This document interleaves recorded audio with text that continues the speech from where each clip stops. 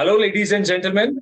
Welcome to Esteemed FaceTime with Leaders, an initiative by World Development Corporation. I'm Sunny Pancholi, anchor at World Development Corporation. FaceTime with Leaders is a platform for industry titans to share their experiences, thoughts, ideas, and best practices in order to inspire one another and future leaders. In a nutshell, we attempt to encapsulate the multi-decadal learnings acquired by these industry leaders. We also hope that by conducting these FaceTime with Leaders interviews, we can bring together a global community of eminent personalities. By bringing together such visionaries on one platform, we hope to play a part in inspiring the lives of other leaders. Great learnings from great leaders undoubtedly assist everyone by identifying, nurturing, and using the trade secrets that are proven success formulas for many. And this is what we aim for with these sessions by making them a gathering of industry stalwarts and a knowledge-sharing community. We have one such personage on FaceTime with Leaders with us today, Ms. Sekuri Nageswari. She is a commercially aware, technically astute, and stakeholder-focused senior executive with more than 3 decades of experience in tax management, financial reporting, and strategic analysis for large multinational corporations.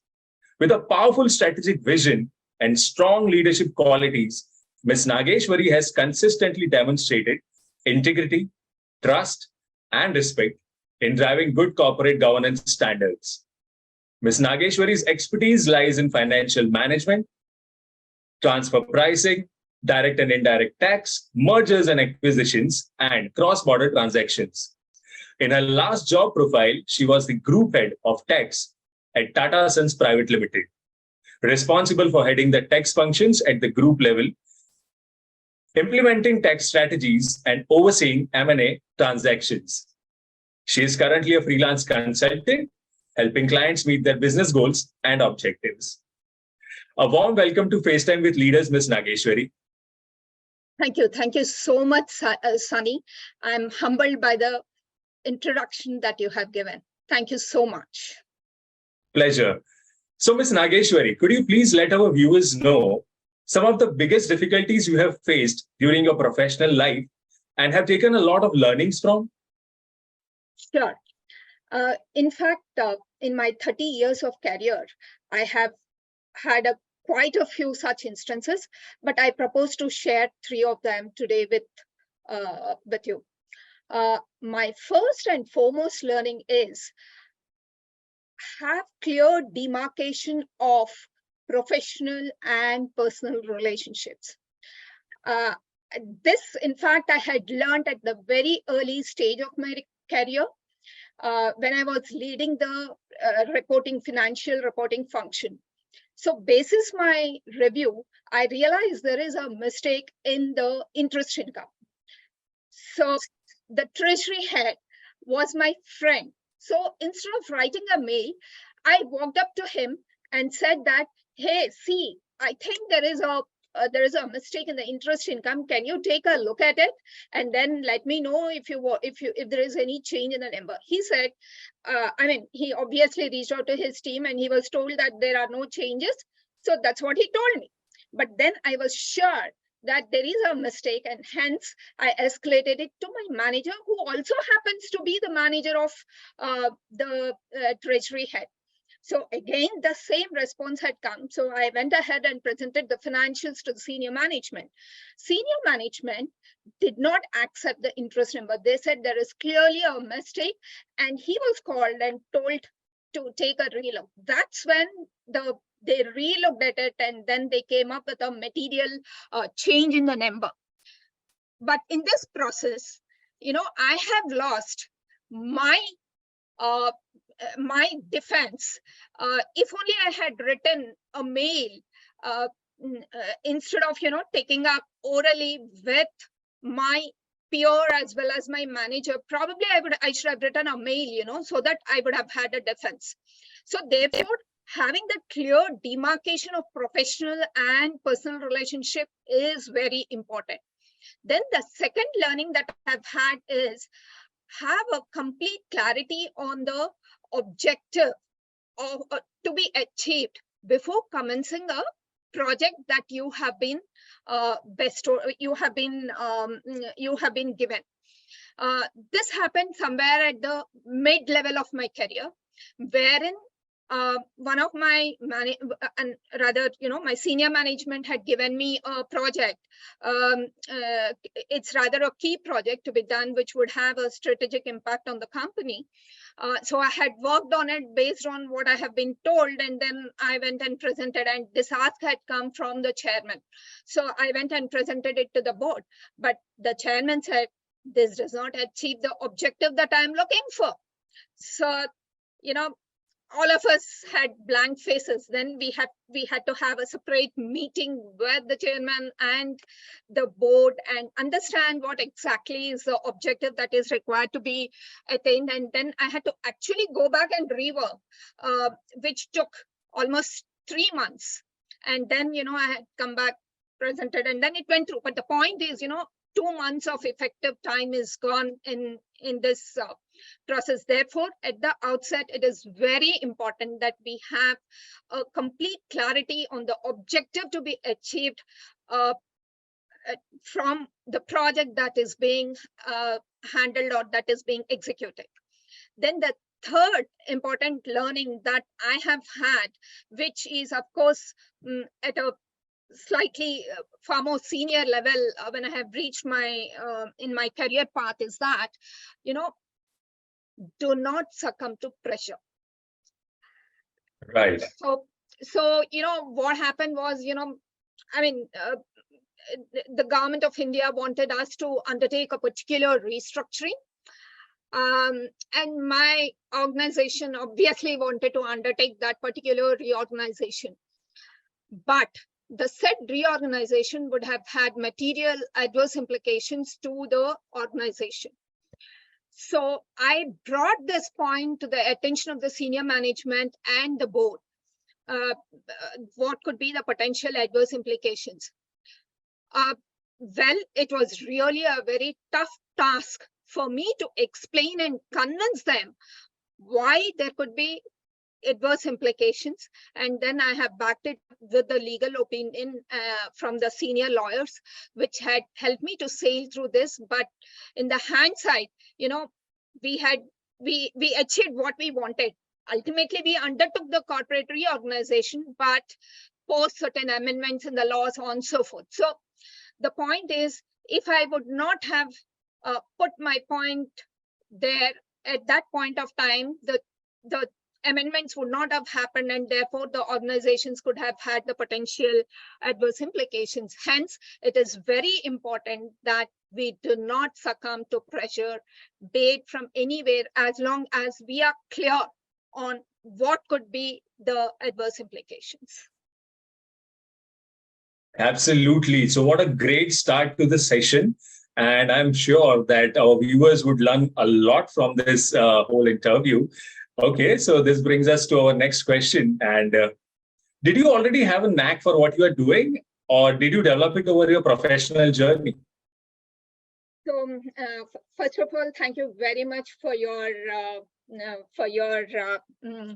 positive remarks, and I hope the viewers will get benefited from what I am sharing. Now, coming back to your question, Sunny, I have to mention that I have had a memorable journey. I started off my career with the basic skill sets which any chartered accountant would have. But over 30 years of my career in different industries, I have acquired the industry knowledge and the professional knowledge in the space of financial reporting, tax, then financial planning and analysis, M&A, transaction structuring, including the cross-border transactions, then post-acquisition integration, process streamlining, digitization, so on and so forth. Now, each of these skills, of course, I have learned over my professional journey. In fact, in my opinion, attaining a professional qualification is the first step to the professional journey. The real professional journey, in my opinion, starts from the day one of the career and is a continuous process. Situation around us is so dynamic, it calls for a continuous upgrade of the skills. Adapting to the frequently changing regulations, technologies, etc., is a continuous process. For example, we all have adapted to Ind AS from IGAP. Then we have also learned the GST in place of so many taxes like the goods, the sales tax, or the service tax, excise tax, octroi, so on and so forth. All these got replaced by GST. We have learned and we have implemented. Now we are on the go. Similarly, if we are a global organization, then we have to understand the international tax, like, for example, the recommendations that the OECD has made with respect to BEPS, that is base erosion and profit shifting, or in terms of Pillar 1, Pillar 2, and see or review how each country has adopted the OECD recommendations, and therefore what impact it would have for the organization that we are working for, and how do we put the risk mitigation matrix in place. So is the case with respect to the Companies Act 2013, where there have been changes in terms of, say, for example, one person company regulations have come in place, or there are changes in the management remuneration, so on and so forth. So therefore, what I have learned is over the years that the learning is a continuous process, and accordingly practiced a 4-step process. Namely, understand the changes in the regulations or technologies, what it means to your organization. 2. Then third is initiate steps to make the requisite changes. 4th, put in place a risk mitigation strategy wherever required. So this is the 4-step process I implemented. I learned it on my own, implemented, and I have not, I have been successful, and I have not repent anywhere. That's what I would say. Great. I think this interview, this session will be a masterclass for our viewers. And we are really thankful to you that you came on board and we are discussing all these things, your experience and journey so far. It's really a pleasure to be face-to-face with you, ma'am. What I would like to ask next is, what would you like to advise future leaders of the corporate world in India? Sure. I would say, be passionate to your profession. Pursue your passion relentlessly with time and effort. Be good team member to become a great leader at a later date. Challenges make life interesting. Overcoming them makes life meaningful, in my opinion. Life is a matter of choice. Live well, do right, you will not go wrong. My 3 words of advice to every professional is dream, aspire, and achieve your goals. Wow, dream, aspire, and achieve your goals. Wow. ये मूल मंत्र बना लेना चाहिए हमारे viewers को. Thank you so much. Right. So, Ms. Nageshwari, have you at any point in your career had to change your focus of interest? And if you have, then did you abhor or did you take it as a challenge? Yes, that's a great question, I guess. So, here I would like to say that, as a finance professional, I set my goal at the beginning of my career to be an accomplished, passionate finance professional with a well-grounded exposure in all the facets of finance. I started my career with Kedia Group, later moved to Surana Group, and I was part of the financial reporting team. Then in about 6 months' time, I moved to Nuclear Power Corporation to lead the finance reporting team of their Madras Atomic Power Plant. In about a year's time, I moved to Videsh Sanchar Nigam Limited, actually the Tata Communications. At that point of time, it was known as VSNL, Public Sector Enterprise, to lead the financial planning and analysis. So I worked in the financial planning and analysis at Tata Communications for 6 years. And later I moved to lead the financial reporting and tax. Now, after 6 years, since the organization, consequent to 2 major global acquisitions, became a global organization with presence in 28 geographies and a mammoth 59 legal entities, calling for streamlining and integration of these 3 different groups. Then, since it was really a very big job, I was given a choice to choose between the financial reporting and tax.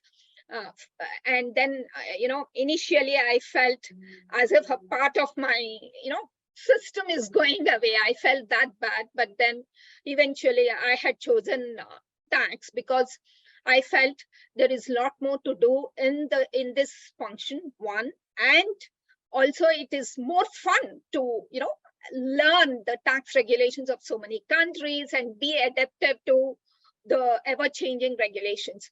So I chose the tax. Then once I had chosen the tax, all that I had to do was just go break down and accomplish everything that I had to do. So I was so engrossed in integration, repatriating the entire tax function into India, streamlining and laying down the tax processes, then automating the tax process, catching up with ever-evolving regulations in so many countries, and also the international tax, like the OECD recommendations on BEPS, essentially base erosion and profit shifting, Pillar 1, Pillar 2, etc., handling M&As and transaction structuring.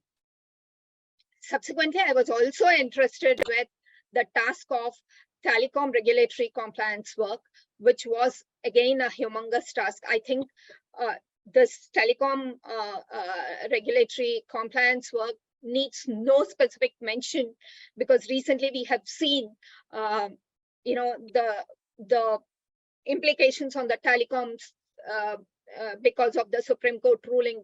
So that is what I was additionally given to handle.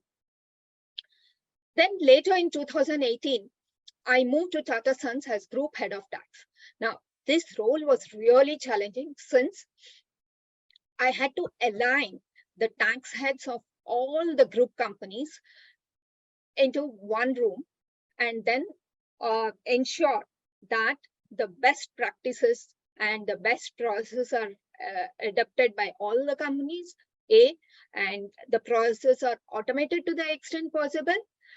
Also ensure that all the companies take uniform positions. In 2021, I took a sabbatical to meet my personal commitments, and then after a year, commenced on my journey of consultancy. I enjoyed my work immensely, happy with the decisions I had taken this far with respect to my career. And I'm really blessed in this regard. Amazing, amazing. So, Ms. Nageswari, you have been honored with several awards and accolades. Which of them was the most difficult to achieve and the most significant achievement? So Sunny, as I just said, I must say that I'm one of the fortunate professionals that I could get fantastic exposure across all the organizations throughout my career. Of course, this meant actually burning midnight candles, but I enjoyed it. A lot of hard work. I enjoyed, and I was so passionate about my work.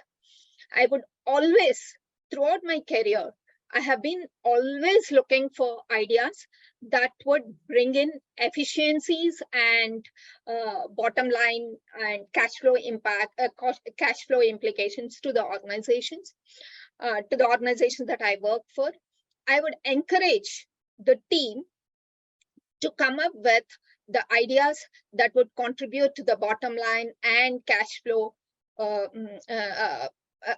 the organizations, of course, within the four corners of the law.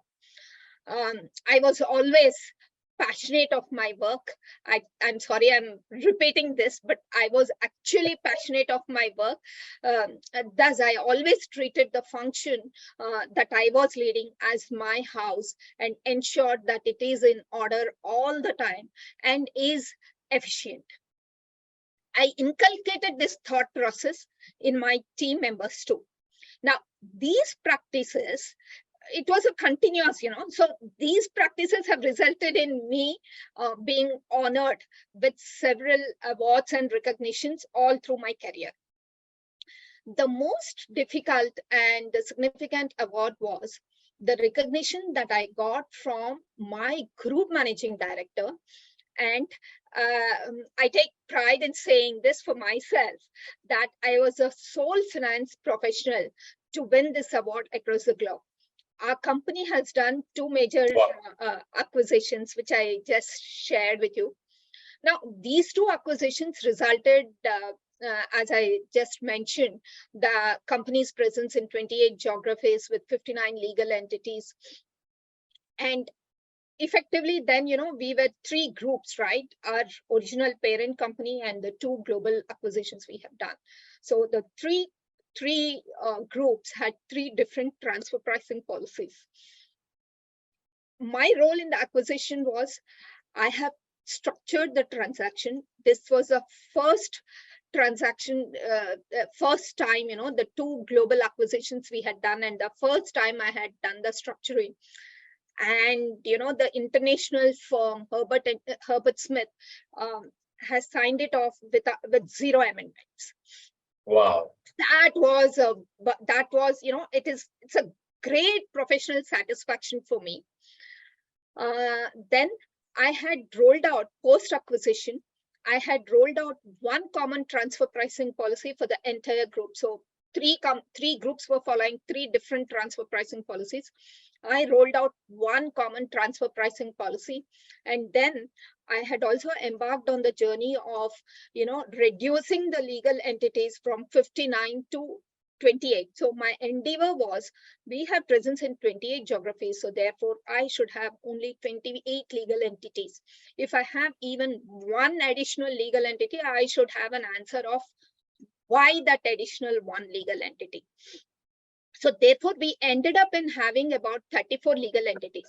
Now, this entire reorganization was done after obtaining the advance approvals from the tax authorities in every country, and with nil bottom line and accounting implications. We have not lost even a single penny, either due to accounting requirements or in terms of cost. It was completely driven internally.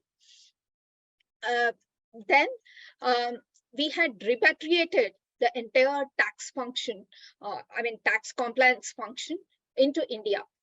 Now, this entire exercise took about 2 years.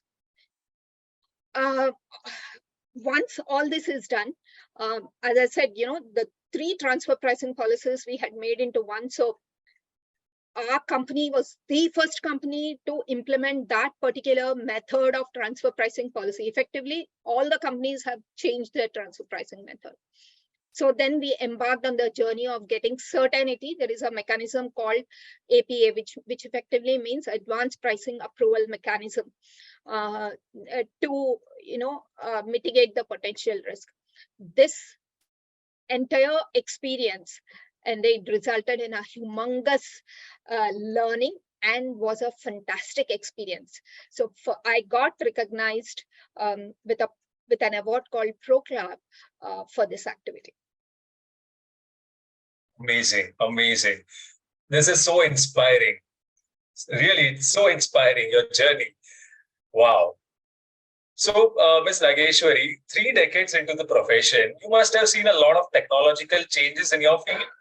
So, which are some of the most significant one, and what changes do you see ahead with the introduction of AI, ML, IoT, Web 3.0, blockchain, big data, etc., etc.?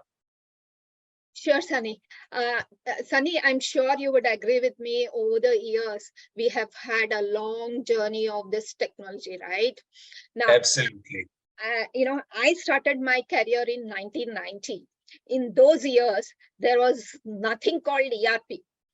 Effectively, every organization, or rather, most of the organizations were maintaining their books of accounts in the manual form, effectively, those ledgers and all, manual ledgers and all that.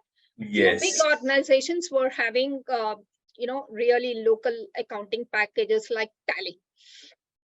So in those years where I was leading the financial reporting function, and the way I used to do is the branch heads or the finance heads at the branches would send the floppy drive or the disk drive of the trial balance to me by courier. We used to wait for it to come and then, consolidate the trial balances in a spreadsheet and then drop the financials from that consolidated spreadsheet in another spreadsheet. Then came the magic of internet in 1995. So instead of sending by courier, I was getting by mail. So effectively saved about 5 days in this process. Right. So again, we used to get the trial balance. We used to consolidate the trial balance in a spreadsheet and generate the financial reports in a spreadsheet. Then came then we have started seeing ERPs coming in, and all the companies had taken the first step of implementing the FICO module, which is essentially the finance and control module, which helps in preparing the financial statements essentially. Then slowly the organizations extended this to the sales, the supply chain, the inventory management, vendor management, payroll, etc., etc. But in this era now, there was a huge challenge of these reconciliations. There was so much of data which remained unreconciled. Like, for example, the debtors ledger, the balance in the debtors ledger would never reconcile with the balance in the GL. Or, the inventories would not tie up to the GL. Or, the TDS as per the GL and the TDS as per the tax records, there used to be a huge gap. So, these reconciliation was a big challenge. Then came the era of bots. So we all started moving to bots. The bots started doing all this reconciliation work, be it reconciling the input credit register of the company with the input credit register that has come from the GST portal, or the reconciliations have also moved to the next level, like reconciling the customer data from our company records with the records of the customer. So we have gone to the next level of reconciliation with the help of technology. Now, while the corporates are at this stage, I must say the governments are at a far more advanced stage in adopting the technology. And mind you, this phenomenon is not just in India. This is a situation across the globe. All the government authorities are in a better situation in adopting the technology as compared to the corporates. I'm talking of in the area of finance and tax, tax, or for that matter, the compliance. Now, the tax authorities in India started using AI and ML technologies for picking up this faceless. Now the faceless assessments have come in place, or in picking up the tax returns for assessments. Now they have also started deploying this AI and machine learning technologies in the day-to-day operations of the tax officers, be it in reporting, in their periodical reporting, or in the right from the tax compliance of the taxpayers to identifying the tax evasions.